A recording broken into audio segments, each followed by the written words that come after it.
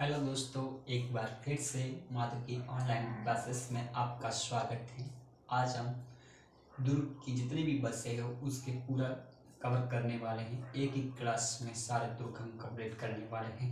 जो भी शेष बसें हैं आपकी क्लास में, हमने दुर्ग टॉपिक लगभग समाप्ति की ओर हैं, तो अगले टॉपिक की भी शुरुआत अगली क्लास में करने वाले हैं। और इस क्लास को पूरे अंत तक देखिए और कितने सारे जो दुर्ग हैं जो परीक्षा की दृष्टि से इम्पोर्टेंट है, जो हम एक एक दुर्ग को करने वाले हैं। ध्यान से समझना और कॉपी पेन लेकर बैठना है। शुरू करते हैं अपनी क्लास को बिना किसी देरी के साथ। देखिए स्क्रीन पर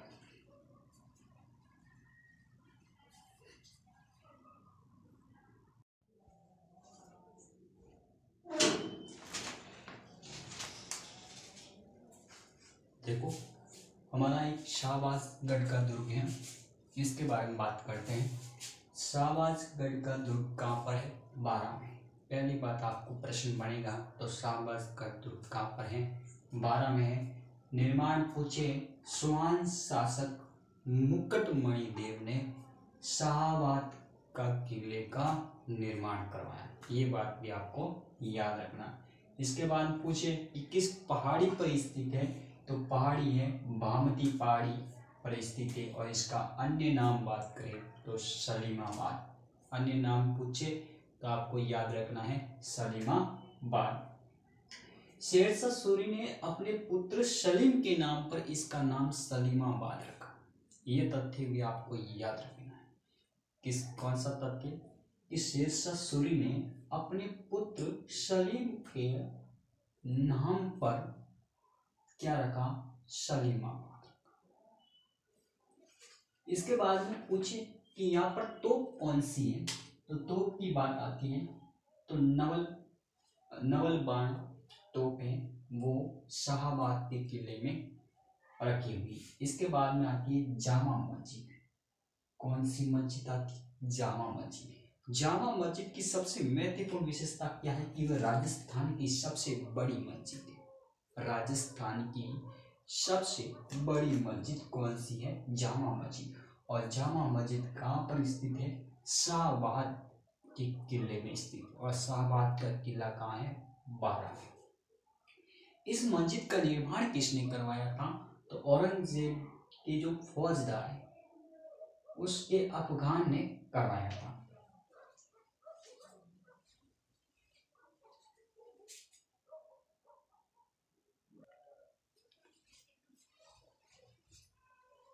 जामा मस्जिद का निर्माण किसने करवाया था? राजस्थान में सबसे बड़ी मस्जिद है और जामा मस्जिद का निर्माण औरंगजेब के फौजदार शेर अफगान ने करवाया था। इसके बाद में आता है शाहबाद नगर। किसने बसाया था? तो शाहजहां ने बसाया था। कब बसाया था?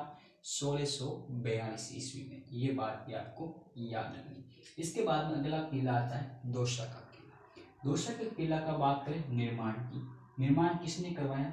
बड़े गुजरों के द्वारा करवाया। किस पहाड़ी पर? देवगिरी की पहाड़ी।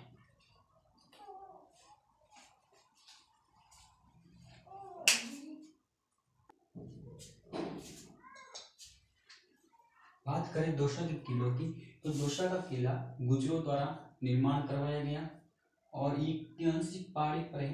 देवगिरी की पहाड़ी पर। सूक्ष्म साजरे के आकार का है। और दोसा का प्राचीन नाम क्या है? देवगिरी। और दोसा थी जो कस्वा वंश की प्रथम राजधानी। कौन सी? कस्वा वंश की प्रथम राजधानी। और शुरू किला, अब आता है शुरू। इसका निर्माण करवाया था ठाकुर कुशाल सिंह ने करवाया और 1739 ईस्वी में करवाया।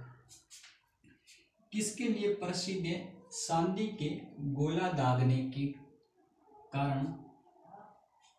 चांदी के गोला दागने वाला किला कौन सा है? शुरू का किला। क्या कारण था?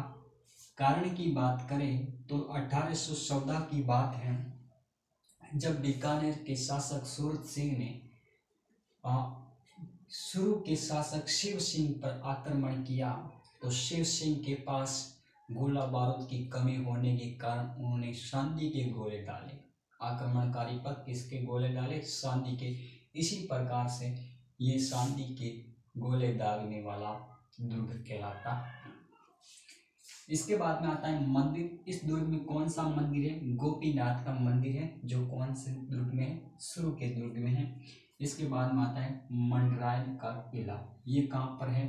मंडराय का किला करौली में है। और करौली में इसका निर्माण किसने करवाया था? ब्रज बहादुर ने करवाया। किसने करवाया था? ब्रज बहादुर ने करवाया था।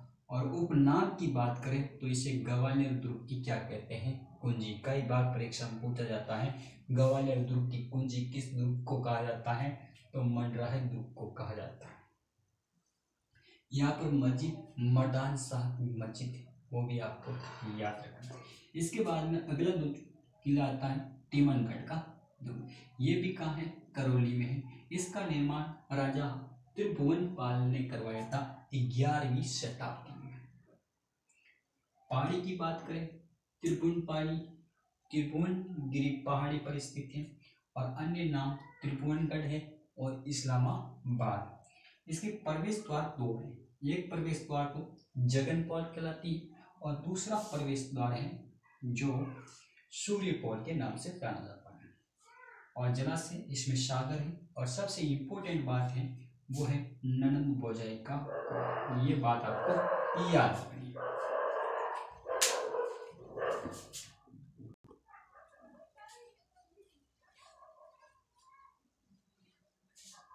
अगले दुर्ग के बारे में बात करें तो आता है काकनवाड़ी का किला। काकनवाड़ी का किला कहाँ पर है? अलवर में, याद रखना। और इसका निर्माण किसने करवाया था? सवाई जयसिंह ने करवाया। और ये कहाँ पर स्थित है? सरिस्का अभ्यारण्य में अवस्थित है। अगली बात, दारा सिकों को कैद किया गया इसी दुर्ग में। इसके बाद में अगला जो दुर्ग आता है भानगढ़ का किला। ये भी कहाँ पर है? अलवर में। इसको भूतों का गढ़ कहा जाता है। क्या कहा जाता है? भूतों का गढ़ कहा जाता है। और राजा मिर्जा मान सिंह के जो भाई माधो सिंह हैं, उन्होंने इस दुर्ग का क्या क्या करवाया था? निर्माण करवाया था। इसके बाद बाला का किला है। ये भी कहाँ पर है? अलवर में है। और इसका निर्माण अलगुराय करवाया था। अलगुराय ने करवाया था। अलगुराय कौन था? कोकिल देव का पुत्र था। कौन था? कोकिल देव का पुत्र था। इसके बाद में मांडलगढ़ किला। ये कहाँ आता है? भीलवाड़ा। तो शाणा गुजर ने मांडिया भील के नाम पर इस दुर्ग का नाम मांडलगढ़ दुर्ग रखा। और एक जो लेख आता है श्रृंगार ऋषि शिलालेख। श्रृंगार ऋषि शिलालेख के अनुसार मांडला करते या कठोर नुमा होने के कारण इस दुर्ग का नाम मांडलगढ़ रखा गया। ये बात भी आपको याद रखना। इसके बाद में जल स्रोत की बात आती है कि इसके अंतर्गत कौन कौन से जल स्रोत हैं। एक सागर कह सकते या सागरी तालाब है। और जालेश्वर तालाब भी यहाँ है। और यहाँ पर एक मस्जिद है जिसका नाम है मदीना मस्जिद। इसके बाद में आता है कोटा का दुर्ग। कोटा का दुर्ग किसने करवाया था निर्माण? जैत्र सिंह ने करवाया। और जैत्र सिंह ने संबल नदी के किनारे पर बनाया। कर्नल जेम्स टोड का एक कथन है, वो आपको याद रखना है। आगरा किले को छोड़कर किसी भी किले का परकोटा इतना बड़ा नहीं है जितना कि कोटा दुर्ग का। ये बात किसने कही थी? कर्नल जेम्स टोड ने कही थी। ये बात आपको याद रखना। इस प्रकार से अन्य दुर्ग की बात करें तो आता है ऊंटगिरी का दुर्ग। ऊंटगिरी का दुर्ग करौली में है। इसके बाद में आता है मनोर थाना का किला। यह है झालावाड़ में। परवन व काली खो नदियों के संगम पर स्थित है।